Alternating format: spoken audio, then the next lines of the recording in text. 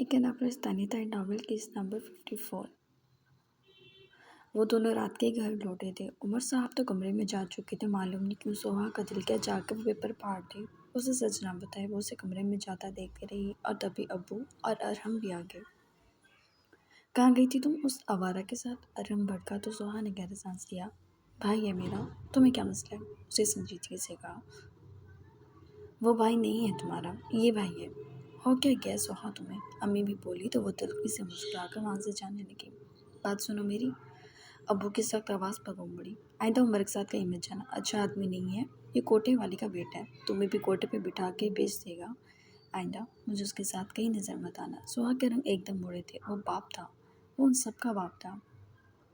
اتنی نفرت ایک ہی اولاد سے کیوں؟ وہ شاید اس کا احساس کر رہے تھے، لیکن عمر، اس نے اوپر دیکھا، اوپر سنجیدگی سے وہی سب سن رہا تھا، لیکن انہیں رتی بھر بھی اس بات کی پرواہ نہیں تھی۔ وہ کچھ بھی سنتا، پہلے کبھی اس کا احساس نہیں کیا تھا تو آج اچانک کیسے کر سکتے تھے؟ وہ عمر کمرے میں واپس چلا گیا، جبکہ سوہا کو بساتا رونا آیا۔ آپ باپ ہیں اس کے، ناز آنٹی مر چکی ہیں، آپ ایک انسان کو اتنی تکلیف دیں، ابو کی قیامت والے دن آپ کو معافی نہ ہو۔ وہ بول گئی، آج وہ اپنے باپ کو بول گئی تھی، کیونکہ اسے سب کے حقیقی روپ نظر آنے لگے تھے۔ اشفاق صاحب کو اتنا غصہ چڑھا اس بات پر کہ آگے بڑھ کے پہلی بار سوہا کے منہ پر کھینچ کر تھپڑ دے مارا۔ وہ صوفے پر جا کے گری۔ قیامت والے دن میری معافی نہیں ہوگی؟ میری؟ ارے تہجد گزار 5 وقت کا نمازی ہوں میں، اور تیری اتنی جرأت ہو مجھے اٹھا کر یہ بات کہے کہ میری معافی نہیں ہوگی؟ اشفاق صاحب، بیٹی ہے آپ کی، بھاڑ میں گئی۔ تائی جان بیٹی پہ چھاؤں بن گئی۔ پہلی بار جو اس پر ہاتھ اٹھا تھا، مارنے دیں آپ انہیں، اب دیکھے گا اللہ انہیں کبھی معاف نہیں کرے گا۔ فرعون والی صفت ہے ان میں، اپنی ماں سے بولی، جبکہ شور شرابے کی آواز پہ سب سے پہلے بدر نکلا تھا۔ معلوم نہیں انتظار کرتے ہوئے اس کی آنکھ لگ گئی تھی، اور تائی جان اس کی اس بکواس پہ حد سے اکڑ رہے تھے۔ تائی جان بیٹی کا منہ دبا رہی تھی کہ وہ جتنا بولے گی انہیں زیادہ غصہ چڑھے گا۔ نیچ عورت! وہ دوسرا ہاتھ اٹھا کے بدر نے فوراً ان کا ہاتھ پکڑ کے پیچھے دھکیلا۔ یہ کیا حرکت ہے؟ تیرا مسئلہ نہیں ہے تو دور رہ۔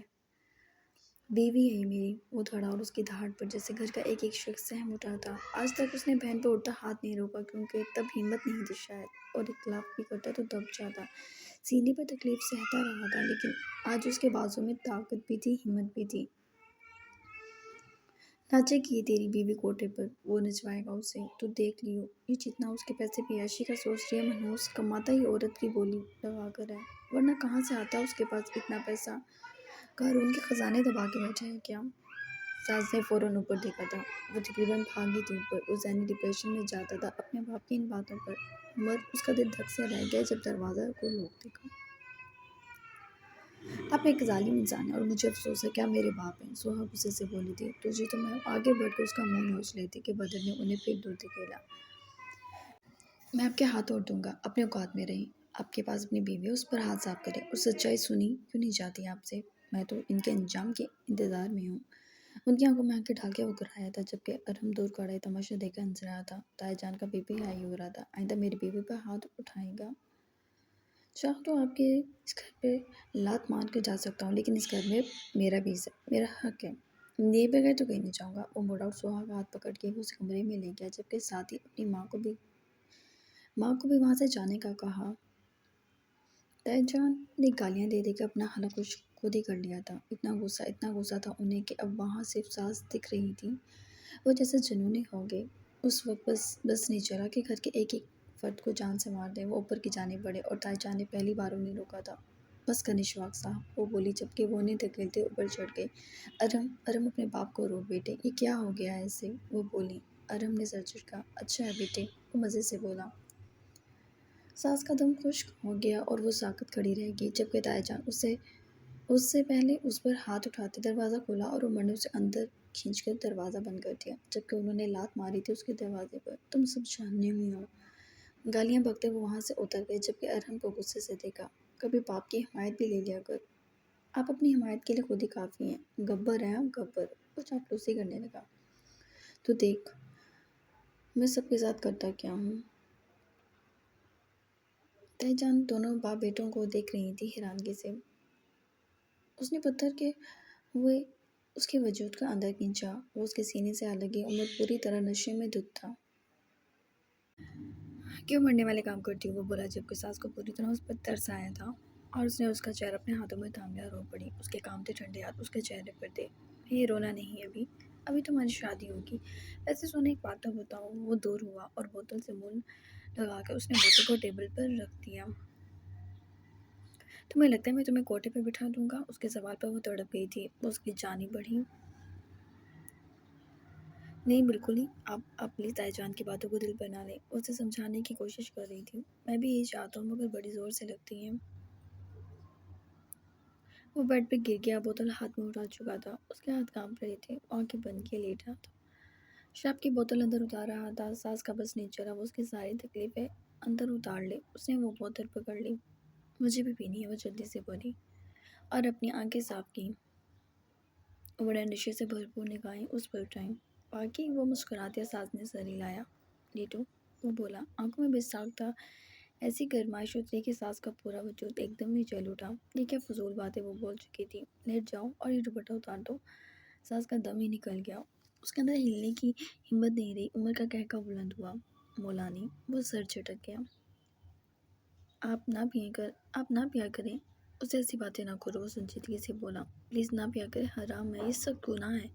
आप क्यों गुनाह कमाना चाहते हैं? मैंने कहा ना, मुझसे ऐसी बातें ना करो। खाने को डला था वो सही भी, मगर हार न मानी। उमर, प्लीज़ मेरे लिए छोड़ दें। तुम इतनी अहम नहीं हो मेरे लिए। वो सर झटक कर बालकनी में आ गया। सास के दिल में चुभी थी ये बात, लेकिन वो ठान चुकी थी आज। उसके नज़दीक गई। वो ग्रिल के पास खड़ा, एक सर्द रात जिसमें रोम रोम खड़ा हो जाए, उसमें खड़ा सुकून से ठंडी हवा को अपने बदन पर सहता पी रहा था। सास ने कामते हाथों से खुद पर से दुपट्टा उतारा। वो एक चिड़िया के मासूम बच्चे की तरह काम उठी, अपने कदमों को लाख रोकने के बावजूद। आज वो उसके उसको शराब से हटाने की कोशिश का इरादा बनाती। उसकी जानें बड़ी थी और कामते हुए उसके पहलू में खड़ी होगी। उमर ने मुड़ कर देखा। लंबे रेशमी बाल, जिनकी उलझी हुई छुटियाँ उसकी कमर तक जा रही थी। शफाफ वजूद, उसकी गर्दन, उसके गले की गहराई, उसके वजूद कीमत सा कीमती सा मंजर लिए क़यामत सा मंजर लिया उसके सामने था। वो नशे से बहका हुआ खुद को महसूस नहीं कर पाया था कि उसके सामने आने से बस उसे ही देखता रह गया। उसके गाल पर हाथ रखा। बोतल साइड पर रखी थी। बैठो, हुक्म दिया। उसके अंदाज में हुक्म ही होता था। वो बैठ गई। उमर ने शराब की बोतल उसका मुवाजना किया। सास को बहुत बुरा लगा। शुबह तुम्हारे अंदर से कई गुना ज़्यादा नशा है, मगर जाने उमर, मैं अपनी आदत कभी नहीं कर सकता। मेरे गम मुझे जीने नहीं देंगे। उसकी ठंडी उंगलियां सास के वजूद पर थीं। सास ने उसे भीगी निगाहों से देखा और उसका हाथ झटक कर उठी और अपना दुपट्टा उठाकर वहां से चली गई। दरवाज़ा गुस्से से खींच कर मारा था और उमर ने वहीं मुँह से बोतल लगा ली। बदर ने उसकी जानिब देखा और उसके चेहरे पर थप्पड़ के निशान देखे। थप्पड़ के निशान बड़े वाजिया थे। बदर ने उसकी आंखों में देखा। ज़बान चलाने के जितने जोर है, मेरे साथ पूरे कर लिया करो। मैं अगली बार तुम्हारे बाप का लिहाज नहीं करूँगा। तुमने भी मुझे यूं ही मारा था। ये नई निशान नहीं है। उसने उसके हाथ झड़ गए और उसके पास से चली गई। वॉशरूम में चेहरा धोकर उसने अपनी आंखों से निकलने वाले आंसू को आज बहुत बेदर्दी से रगड़ा था। बेइज्जती भी कमाल थी। गम से दूर रहता है इंसान, लेकिन इस सांस ने तो उसे तकलीफ से दोहरा कर दिया था। वो बाहर आई और लेट गई। हो सका तो कमरे में हीटर लगवा लूँ, उसने नॉर्मल कहा, लेकिन ऐसा लगा ताना मारा हो। बदर खामोशी से उसे देखने लगा और वो लेट गई, करवट ली और आंखें बंद कर ली, जबकि बदर ने लाइट ऑफ की। और जब वो अपना ब्लैंकेट लेने लगा तो एक निगाह उसे देखा और उस पर अपना भी ब्लैंकेट डाल के उसके ब्लैंकेट में लेट गया और उसकी कमर के अंदर हाथ डालकर उसे खुद से नज़दीक कर लिया था। इतनी अच्छी ना बनो कि मुझे तुमसे उनसियत होने लग जाए। मैं तुमसे मोहब्बत नहीं करना चाहता, वो बोला। उसकी गर्दन में चेहरा छुपा लिया। मालूम नहीं कैसी खुशबू महसूस हुई कि अपने आप उसकी गर्दन पर प्यार करता हुआ आंखें बंद कर गया, जबकि सुहा एक ही जगह को सख्त नज़रों से घूर रही थी।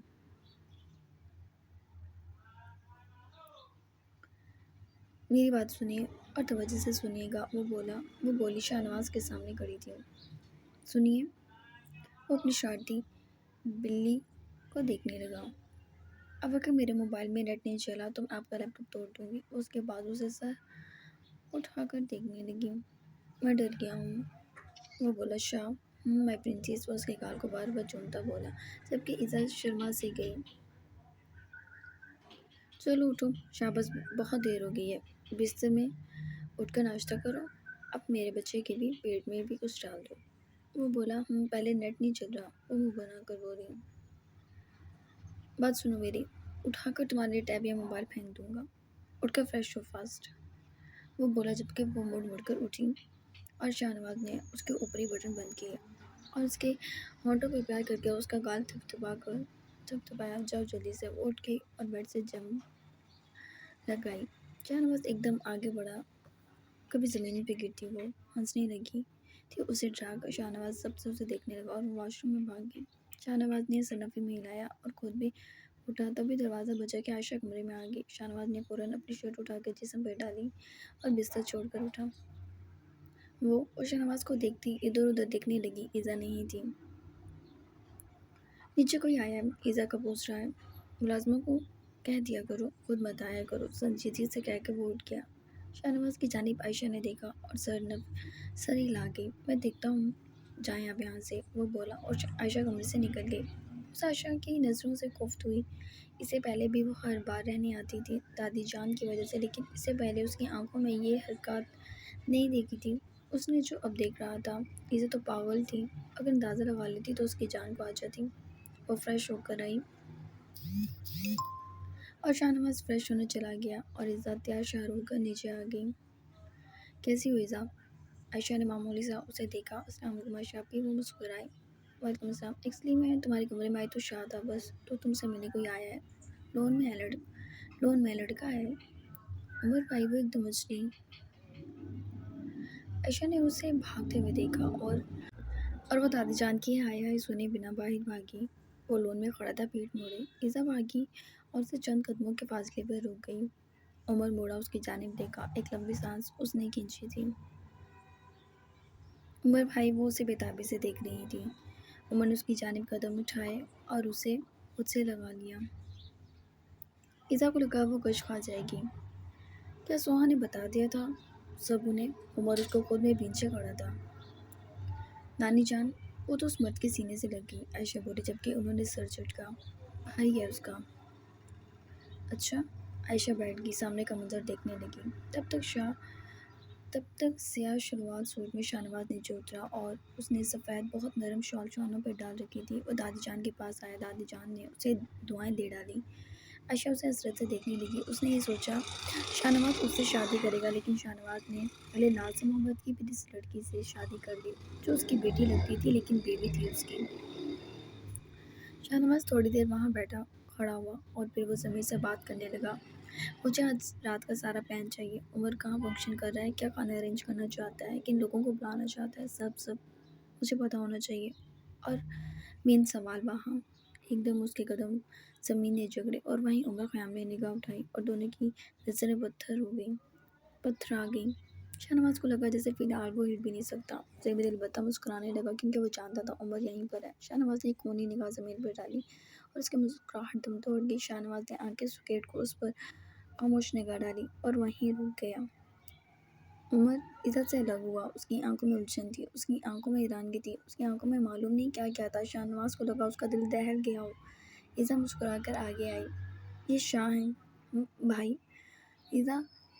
عمر ایزا کی سنے بنا اس کی جانب بڑھنے لگا۔ عمر کی آنکھوں میں جو بے یقینی تھی شاہ نواز حلق پر کر گیا۔ وہ مسکرا دیا۔